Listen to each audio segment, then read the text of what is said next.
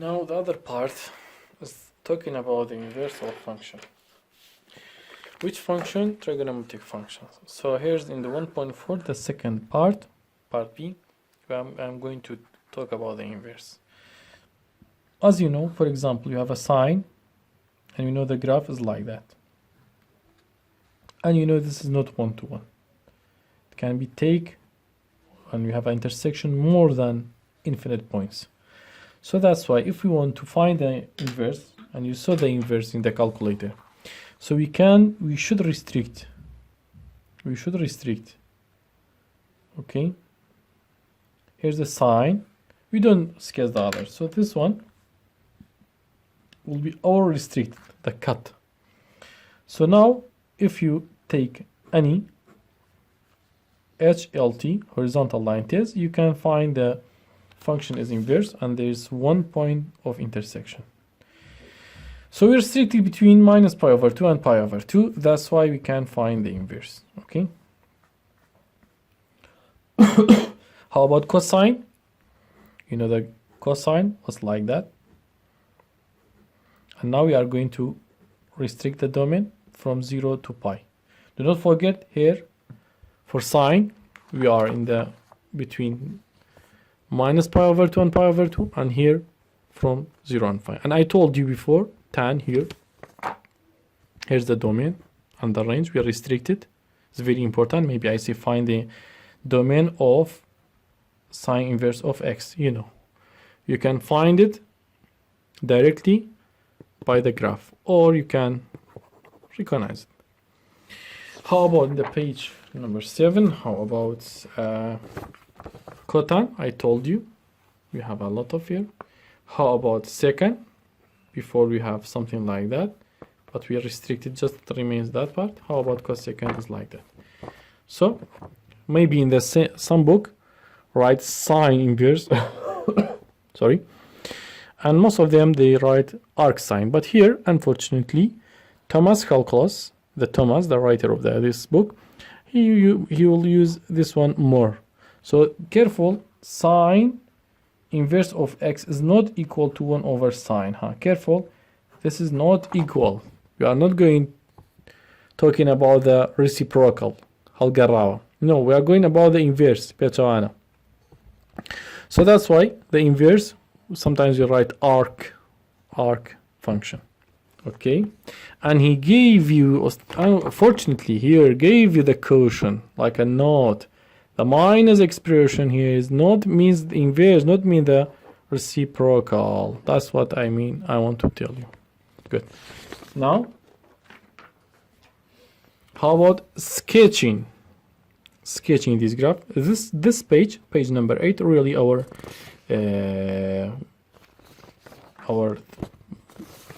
let me say is our the best page. So forget about the page 9. Forget about page 9, and also forget about page 10. And I'm going to tell you that we have something here in the page 11 which are easy. Okay, so are easy. If you have a tan inverse of pi over 3, you know is equal to 3. How? Because I told you we have a table, this table, we can find for you. We draw the table together. Here's the table. If you know, for example, sine of pi over 4 is equal to square root over 2. So if I say sine inverse of is equal to what? You know is equal to pi over 2, pi over 4. That's all. Okay, dear? So this is about page number 11. You see that in case we need a value, you know how to find the value. It's about tan. So first of all, try to find the sine inverse and cosine inverse, then you can find the tan. Now it remains in this section, the second part of 1.4, just this page, and which is the most important thing here, because from this graph, this 6 graph, which they are inverse of the trigonometric functions, We can from here find the domain. You can find the range. Look, here's the domain, here's the range, and also you can draw the what do you say, the function. So in case I say draw sketch cosine inverse of x, you should know how to do it. And maybe in the other example, in the other question, I say find domain and range of y is equal to, for example, tan inverse of x. Okay, so how we find this? And so we can manipulate or play with this page a lot as a teacher and as a student. Now I'm going to show you the step how to sketch this graph one by one, and I'm going to do most of them for you, maybe not all, maybe 4 of them, but try to do it at home, all of them together and together, again and again, because you need more really you need more practice and practice. Okay, so first of all we have sine. The second part we restrict it between pi over 2 and minus pi over 2. Okay, and then as I told you in the methods for finding the inverse, we will change the x-axis to y-axis. So the value will change to what? How about here? Minus pi over 2, right? And here was for y, we are between minus 1 and 1. How about here? We will be between minus 1 and 1. First step, we restrict it. Okay. The second step, we reverse it. Reverse what? We change y-axis here as a x-axis for the inverse, and x-axis as a y-axis for the inverse. It's clear, I think, right? Just we switch it. Now, here, the phase of the function, when I say the phase, I mean this curve, is what? Is look at the pi over 2, so it's not minus, here's minus, sorry for that, this is, pi. Here's the phase of the function, look at the pi over 2 and the back to 1. So I'm going to do the same thing here. Here's pi over 2, here's 1, so phase to pi over 2, back to 1. So it means that like that, right? This curve, I can do the curve like that or like that. If I do like that, for example, I say no, you are wrong. Why it's not like that? Can I do like that? No. Why? Because this is the phase to 1 and the back to pi over 2, and this also is not a smooth curve. It's like that. So that's why we do what? We are looking at pi over 2 and our back will be with 1. That's why. How about here? You can do it like that.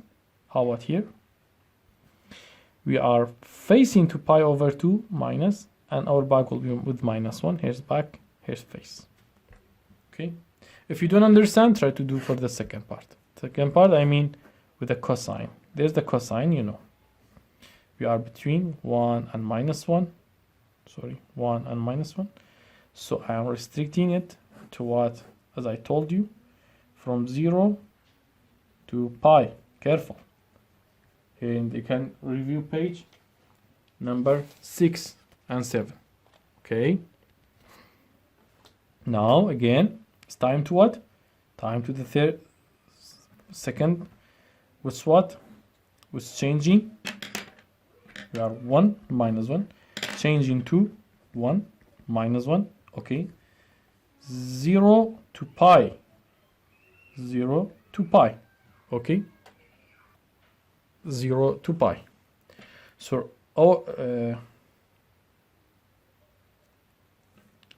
and there's something here, intersection. Okay, this intersection here is what? Can you tell me? 0 pi. Between 0 pi is what? Pi over 2. So I'll mention this all important point here, there, because we are in the x-axis, 0 pi over 2 pi. So 0 pi over 2 pi. How about here? Here, minus 1, 1. Okay. So look at the original. I'm going to start with 1, and our phase will be 2 pi, and our back will be on 1. So phase to pi, back to minus 1. Phase to pi, look, phase to pi, back to minus 1. So I'm going to do like that. And I'm coming to pi over to y because you have an intersection. Here's that. So intersection. And again, we should stop at 1. I'm going to stop at 1. So this will be the cosine inverse of x. Okay, dear? How about this one? Y is equal to sine inverse of x. Or arc sine. That's all. How about the third function? We have tan, okay. With some minus pi over 2, pi over 2, right? Now we are restricting it to just one part. Go to page 6 and 7, you can see the restriction domain. So this is infinity, this is infinity. So I'm going to change x to y. So I have what? Pi over 2 minus pi over 2, okay? And our phase will be with the positive y-axis, means that our phase should be with the positive x-axis. And here's the 0 intersection point. Also here's the phase to negative part, okay? Here's the asymptote. So I'm going to asymptote and back to asymptote, and phase to axis and back to the asymptote. So phase to axis, back to asymptote, and go to 0. And again, phase to axis, back to minus pi over 2. So this will be y over tan inverse of x. Okay. Also, you can follow the rest part of this examples. Cosine is very clear. Okay, I'm going, this is for you, and this will be for you, cosecant. I'm just going to do that one. So y is equal to secant of x. The secant, we have something like that. 1, do not forget, minus 1. Here's some point. You have asymptote, and here's some point. So if you want to restrict, as I told you, page number 7, we just cut. We will select this one to be 1 to 1. So here's 1 and pi over 2, and here's minus 1, again pi over 2. So we have two things. The second step, we have what? We have asymptote, so x, y. So you have 1 and minus 1, right? 1 and minus 1, okay? Also we have what? We have asymptote between them over x-axis. So here y, in pi over 2, you should have asymptote. Now, we start with 1, our phase to positive axis, and our back to the asymptote. So that's why I'm going to start with what?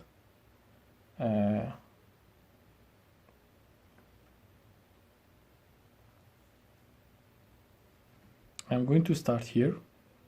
Sorry, here. I'm going to start with the 1. I'm going to start with the 1. Our phase to the x-axis, positive, okay, and back to the asymptote. So I'm going to start like that. This part. How about the second part, the negative part? So we done this one. Our back is to what? Our back is to pi over 2, okay, and we start the minus 1 here. So here's minus 1. Here's minus 1. And our back should be what? With the asymptote. Look. Minus 1. Here's minus 1. Start with minus 1. And curve back to your back to be with the asymptote. Okay? That's all. So you need more practice. I think it's not easy for you, especially at the first time you are hearing about that subject. But it really is not difficult. It's a challenging. So please try to do it and do the rest of the example. Before finishing this section, there's an important notes on it.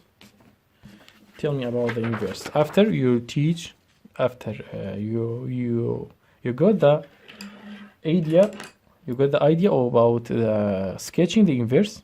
Here's the sine inverse. So tell me about the domain of the sine inverse. Tell me about the codomain, range. Tell me about the inverse of this one from the picture. Now the domain is between minus 1 and 1, right? And the range between, here's y-axis, pi over 2 to minus pi over 2. So the domain between minus 1, 1, df, and we reverse it really. How about the range? Range of this function is between minus pi over 2 to pi over 2. How about this one? The domain between also d of f is between minus 1 and 1. How about the range? You can see